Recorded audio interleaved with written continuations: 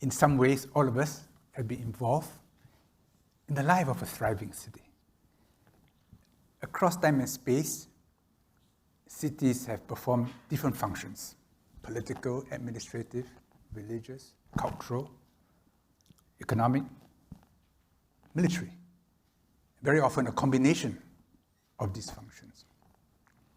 I like to see cities as nodes in neural networks. A city is not comprehensible in itself. A city can't even feed itself. A city makes sense only in relationship to its connections to a wider network. The richer the network, the more diverse the network, the wider the network, the more opportunities become available in the city. And the more it generates ideas, the more it creates a surplus, the more it's attractive to itinerant talent. And cities have always been a magnet for weird and wonderful people. To have networks, you need connectivity. So from ancient times, cities have grown along waterways. By the sea, the waterways were the original internet. The moment you reach the shore, you are connected to all shores by boat. Then with road and air communication, other lines of transportation have become more important. And with the information revolution, we are now in the instantaneous contact across the entire world. Not fully. I mean, the video and audio may be perfect, but there's nothing which can provide the full bandwidth of an intimate meal together. When we not only talk to each other, we observe body language, we watch how others affect our interactions. So connectivity is very important. Connectivity can be natural. Connectivity can be created. It's not just physical connectivity. Very often, you may have a door, but the door is blocked to you. You may have an airport, but the airport is not connected to the city you want to go to. You may be on the shore, but there's no boat to take you to your destination. So you need protocols, agreements among cities, between countries to say, look, we're open to each other. These are our immigration procedures. These are our quarantine procedures. Today, we may have excellent physical connectivity, but our real connectivity is close to zero because of COVID. We can't even go to Malaysia freely. So the software of connectivity is also very important. Beyond that, cities are built on trust. When we travel, there must be a sense of physical safety. When we negotiate, there must be an underlying trust that an agreement can be enforced, that there's legal recourse if there's a dispute, that property is protected, and that there's physical safety, a certain predictability. And this trust is quintessentially human. Trust cannot be codified. In Southeast Asia, we have 100 ways to say no without saying no. In fact, you should never say no because that's impolite. And the ability to sense nuance is so important. Cities are therefore not just nodes of trust. They are nodes for networks of trust. So there is a Chinese network. During the war in Indochina, you could have an agreement, meet in Singapore, and collect your money in Phnom Penh because of a Teochew network. There's a Wenzhou network. There's a Hakka network. Jews, Parsis, Sindhis, Armenians, Lebanese. Joe Kotkin in his book Tribes, I think it was written in the early 70s, talked about how the most interesting cities are those which are also nodes for different tribal networks in the world. And we have multiple tribal networks in in Singapore. But when you have multiple networks jig by jowl, there's always conflict. And they must feel at ease here, comfortable here. I once worked with Frank Benjamin to create conditions for a Jewish school to be established in Singapore. He told me that more and more Jews were coming to Singapore because of Sands Casino, because of opportunities in Asia. And without a Jewish school, Jewish families cannot take root here. And if Jewish families cannot take root here, the network cannot be strong. Every network needs facilities for its families, for education. It needs cultural amenities. It needs sacred spaces. It's been a pleasure for me to help the Russian Orthodox Church, and Taika got involved in this, to build a Russian Orthodox Church in Singapore, because for Russians, the church is a center, not just of their religious life, but of their cultural life. You know, the Russian Foreign Ministry remembers me not for bilateral relations, but for my work in helping to establish this church. When we respect what is important to members of a tribe, they come. And they bring along not just individual brains, doctors, engineers, architects, they bring along networks. And networks are very valuable. You have a network, you are a center for multiple networks, the arbitrage opportunities are plentiful. Singapore, at its core, is a center for arbitrage. It was established for arbitrage, but the British East India Company. We are where domains meet. We are where cultures have their cross currents. So when we deal with a Javanese, we are very polite, very subtle. When we deal with an Australian, we have to be forthright, or we will not be understood. When we deal with Chinese, well, we become Chinese. When we deal with Americans, we become Americans. This multi-channel capability is part of Singapore. Of course, within Singapore, not everybody is involved in the international network. They're involved in servicing the networks in Singapore. So I cook food, I clean the floor, I do swab tests, I may make furniture, I may be a foreign worker, I provide muscle power. Thinking hands, good craftsmanship. In fact, the majority of people living in the city are not involved in the international network. It's a minority. But that minority, they light up a city. But without the people beavering away every day to keep the city clean and functioning, there's no, the light will not be lit.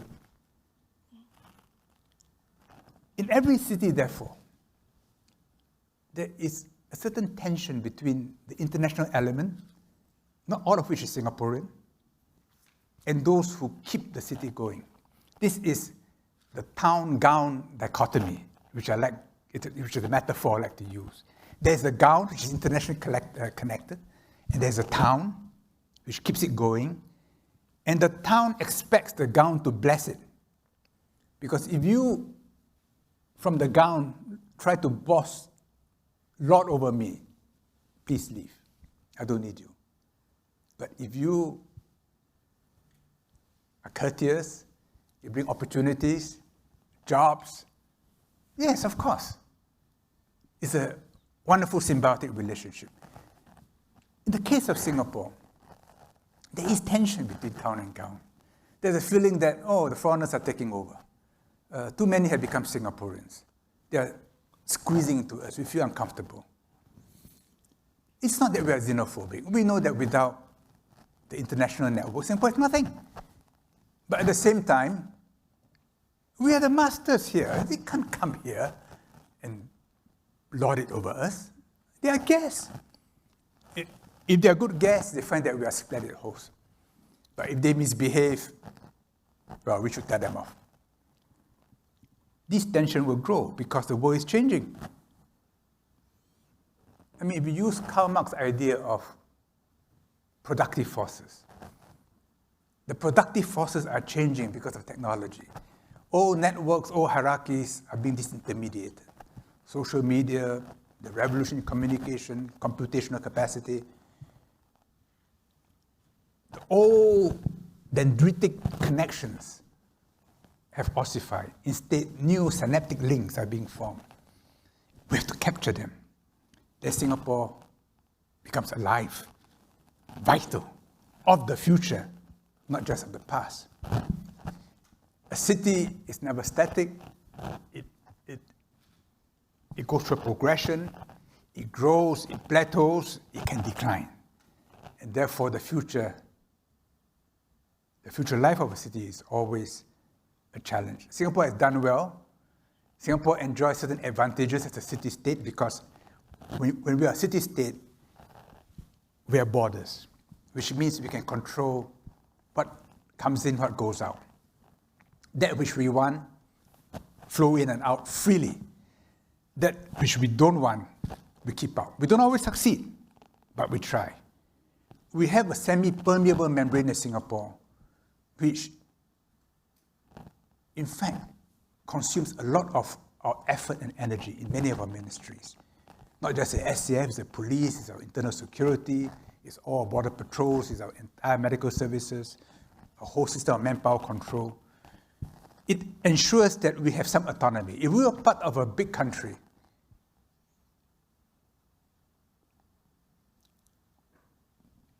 we are not masters of our destiny.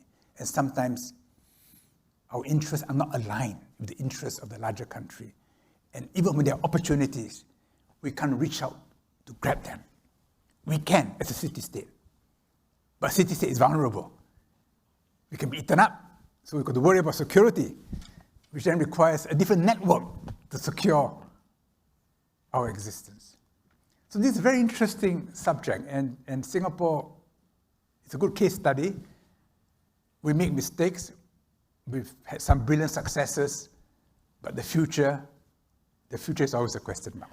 Do you think Singapore will be among the great cities in the region and in the world in the year 2030 or 2040? And what do you think we have to do to keep it to be great? What do you think the role of openness, you talked of it earlier, town gown. I'm going to take this up. The attitude to having a new population, is that also important? Attitudes to openness to a great city. Cities derive their energy from the networks they serve. If the networks thrive, cities can potentially thrive. But cities are in competition, so one will thrive better than others. Some will thrive better than others. Some will decline.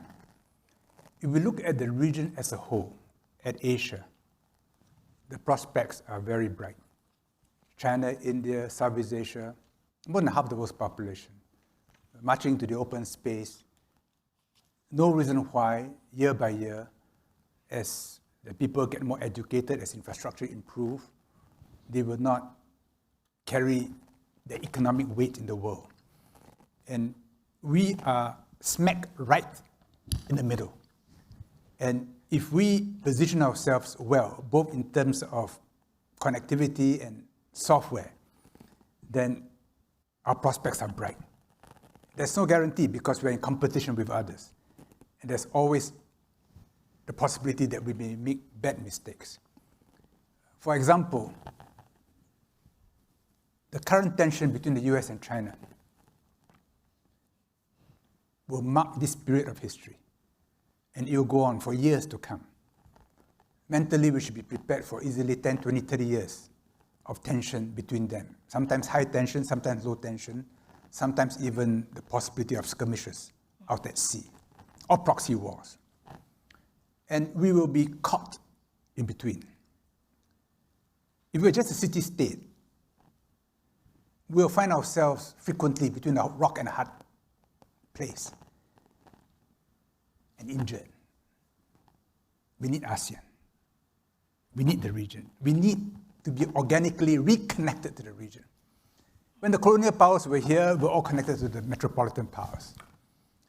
Then after we became independent, stripped our hinterland, we pole vaulted to become a global city.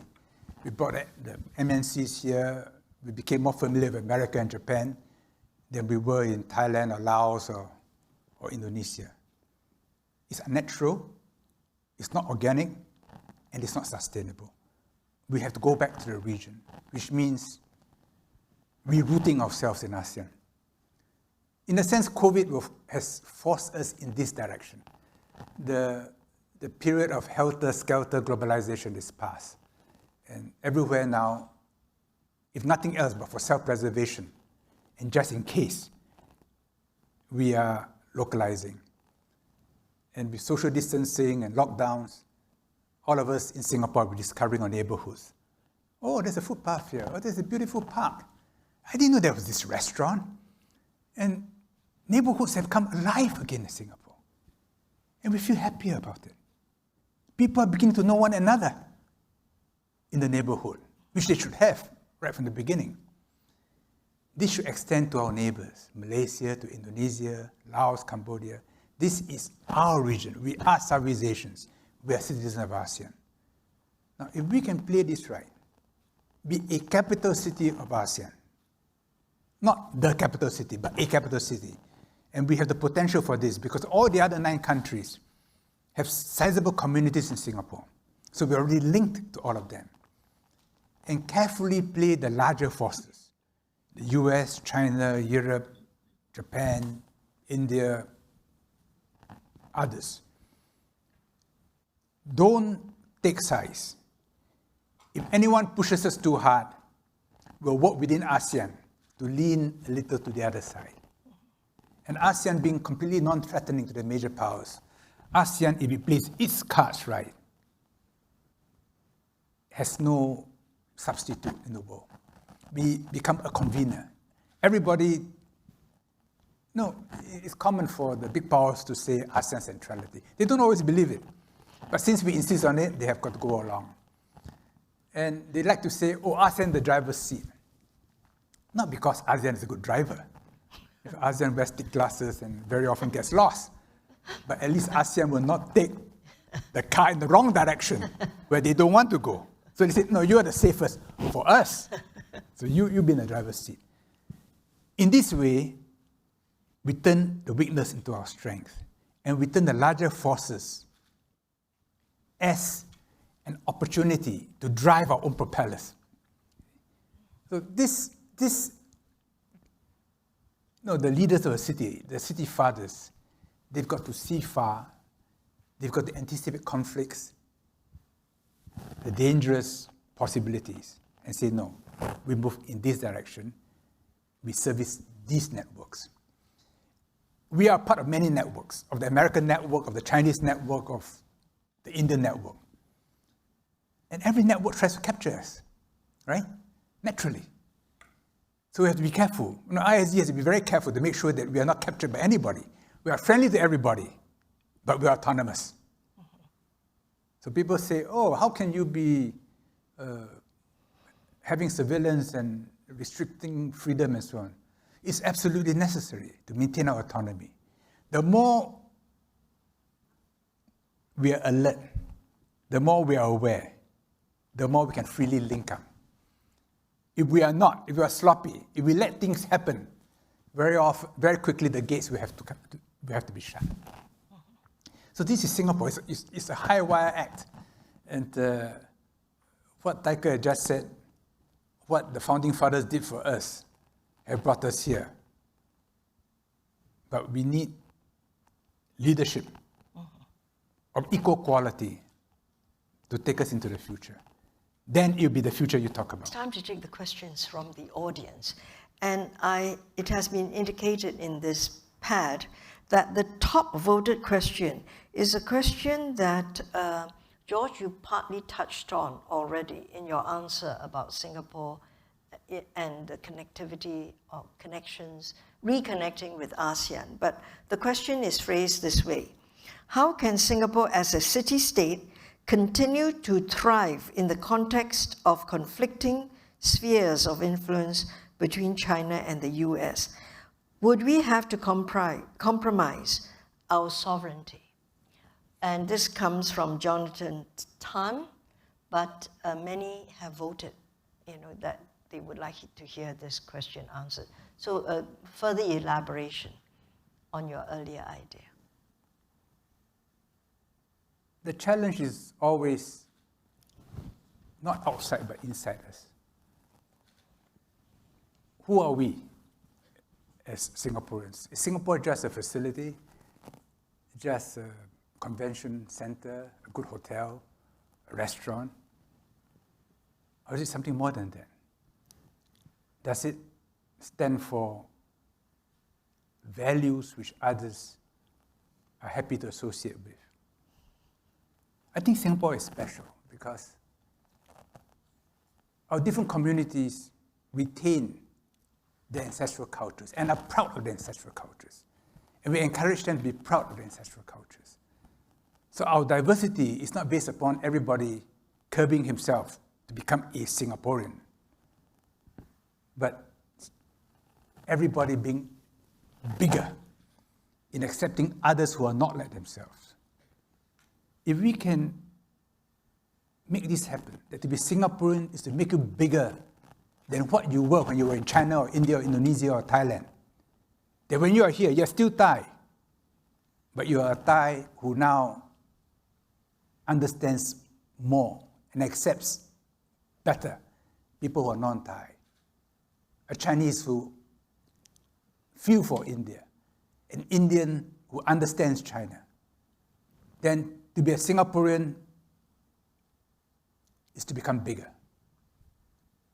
If to be a Singaporean means that you become smaller, they have got to cut off links, they've got to suppress yourself, then only people who become Singaporean are those who think that our passport is more convenient, that the tax regimes are advantageous, and we are a stepping stone. So in the end, the most fundamental question is, who are we as a city? What is our identity? What do we stand for? Yes, we are 3/4 Chinese. If we are just another Chinese city, we are ho-hum. Yes, we speak English. But when we go to the West and they congratulate us that we are very good in our English, we are embarrassed. Because for many of us, English is our first language, not our second language. So we have to think deeply. Who are we? And how do we relate to one another? I'm greatly inspired by the Swiss. They are German, French, Italian, Romansh. They are Protestants and Catholics. But in a crisis, they bunch together. They are compatriots. Of course, they have a long history, over 700 years. But we must constantly try to get there. Then it'd be wonderful. Then everybody will want to be Singaporean. And if first to say, oh, no, sorry, you don't meet our criterion because you are too narrow-minded. You look down on other Singaporeans.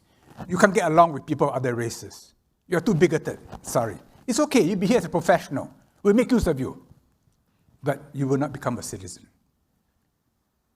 These are questions which we have to wrestle with in Singapore. It goes back to how we raise our children, how we relate to our neighbors. It used to be in the old Malaya that we look forward to each other's festivals. If it's Hari Raya, I know the pineapple tarts will arrive. It's Deepavali, I'm looking forward to my biryani. Chinese New Year, ang paos. Today, the tendency is, this is a time to take a vacation. I go somewhere else because this is not my celebration. So only the MPs will have to turn up. The question is on competitiveness. Many cities focus on certain areas. For instance, to be a cultural hub, financial hub, transport hub. As a city-state, what does Singapore need to be? Maybe all or none of the above. And where should it focus on to be globally competitive? George, you were Minister of Trade and Industry. The heart of Singapore's economy is arbitrage. We can never be the best chemist or the best manufacturer or the best accountant in the world. But we are where domains intersect. And where domains intersect, there's always a lot of energy between high and low, between plus and minus, between positive and negative. We are part of China, we're part of Indonesia, we're part of India, we're part of the West. All the domains intersect here. Our standards are accepted by all of them. When I was health minister, we found that Lingzi products from Japan were all past our tests. From China, many contain heavy metal. So we destroyed entire batches. After a while, importers made sure that their Lingzi were clean that came to Singapore. We were not vouching for efficacy, just for heavy metal contamination. And I discovered to my delight that Chinese tourists, when they came to Singapore, would buy herbs from China in Singapore because they knew that Singapore maintained higher standards than China. Anthony Salim once told me that when his flour is produced in Singapore, they fetch a higher value than the flour he produces in Indonesia because it's made in Singapore. So the maintenance of standards puts us in a different position. People trust us. And after a while, the role of a hub. I want to buy cheap, I go to Singapore. I want to sell dear, I go to Singapore. I want to travel faster, I go through Singapore. I want to be healthier, I go through Singapore. I want to be better educated, I go through Singapore. Not that we are the best in originating everything. No, but we know how to source, how to unbundle and rebundle and repackage so that it's worth your while and I get a little margin for ourselves. So our economic competitiveness relies upon our ability to understand different markets, different domains, and no one can touch us. Hong Kong could, but Hong Kong now, the national security law, we have to go through a period of difficulty. I'm very optimistic for Hong Kong, but it will take time. But for the next 10 years, Singapore has no competitor in this space within 1,000 miles. Now, I'm going to ask a question myself before I take an audience question. It's on urban diplomacy. We know in past history, George and you follow this, that there were many military alliances and mutual assistance between cities. And you have the Hanseatic League, the Lombard League, and cities helped each other, many in Europe, In today's world, we have something called C40. It is an alliance of cities which want to work together, mayors in cities, so that they can have an impact, their voice can be heard in the climate change negotiations. And they believe, they feel the sense of urgency more than some of the leaders in the capital, and they can push ahead. Now, do you see city diplomacy, urban diplomacy, having a real place, and being able to push for things much faster and more effectively than sovereign states? And cities can help cities. I'll come to you too, Taika. I'll leave it to you too. The Westphalian system of nation states is not going to go away for a long time. So cities have got to abide by national policies. And therefore, there's a limit to which Singapore as a city-state can develop autonomous relationships with cities which are part of larger countries.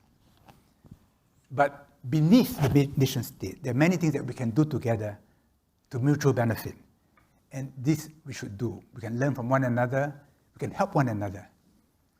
When I was trade minister, I worked for closer links with Johor, but very conscious that Kuala Lumpur must bless our efforts. The governors of Sumatra, of the provinces of Sumatra, they met regularly. thick-skinned said, you include Singapore. Treat Singapore as a province of Sumatra. They laughed because they weren't sure whether I was serious or just joking, you know. I said, no. Look at the map. We are part of Real Sumatra. I mentioned this to the Indonesian trade minister, so I got her blessing. And they invited me. Every time they had a meeting, they meet among themselves. Then they'll have a subsequent meeting +1 in Singapore. And so we developed relationships with Jambi, with Bengkulu, with South Sumatra, North Sumatra, and so on. And this helped secure supplies. We had a group which cooperated on firefighting in Jambi. The governor used to help his father supply rubber to a Mr. Sim at Singapore River. So he had feelings for Singapore. We should always build up these links with our neighbors, with other cities. And there are little things we can do with one another. It will enrich Singapore, it will enrich them. And we create a psychology where your welfare is also my welfare. When your forests burn, I get the smoke. When my waters are polluted, you are affected. We look after each other's back. And that's good. But we have to work within the Westphalian state system.